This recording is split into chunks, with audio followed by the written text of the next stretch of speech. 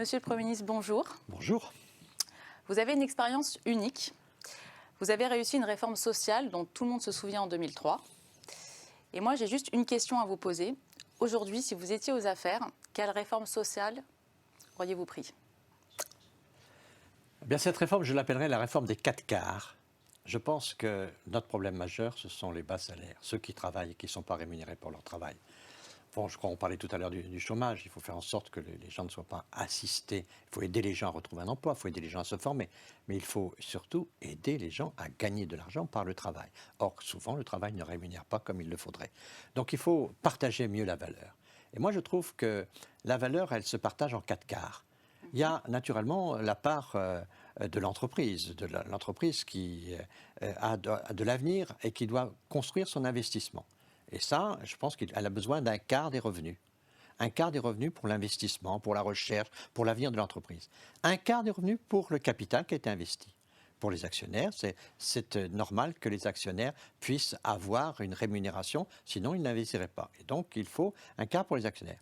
Il faut un quart pour les salariés. Car sans les salariés, il n'y a pas d'avenir dans l'entreprise, il n'y a pas de développement.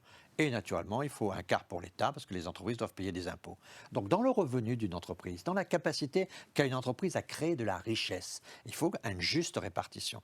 Et je pense qu'aujourd'hui, on n'est pas tout à fait dans un système de juste répartition. Mais on aurait des parts égales pour la force travail, pour la force capitale, pour la force d'avenir et pour la force de l'État. Ces 4 piliers-là sont les piliers dont on a besoin. On ne peut pas se passer d'un État, on ne peut pas se passer d'une réflexion sur l'avenir, on ne peut pas se passer de la force de travail. Et on a de toute façon besoin d'investisseurs. Donc dans ce contexte-là, je crois que la réforme sociale aujourd'hui, c'est le partage de la valeur.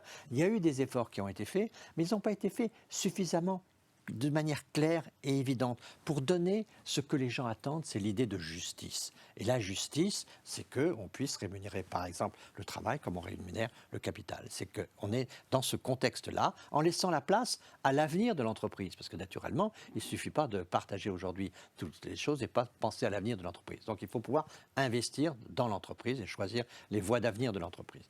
Mais je pense que c'est quelque chose sur lequel il faut qu'on puisse travailler pour vraiment montrer qu'aujourd'hui, le social, ça veut dire quoi ? Ça veut dire pour les uns ou les autres la justice, et notamment la justice pour ceux qui travaillent. La force motrice de la France, c'est la force de travail. Cette force-là, qui est une force humaine, a besoin non seulement de la considération nécessaire, mais elle a aussi besoin de revenus qui sont plus importants que ceux d'aujourd'hui.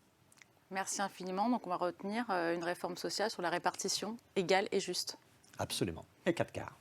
Parfait. Je vous remercie infiniment, Monsieur le Premier ministre. Merci à vous.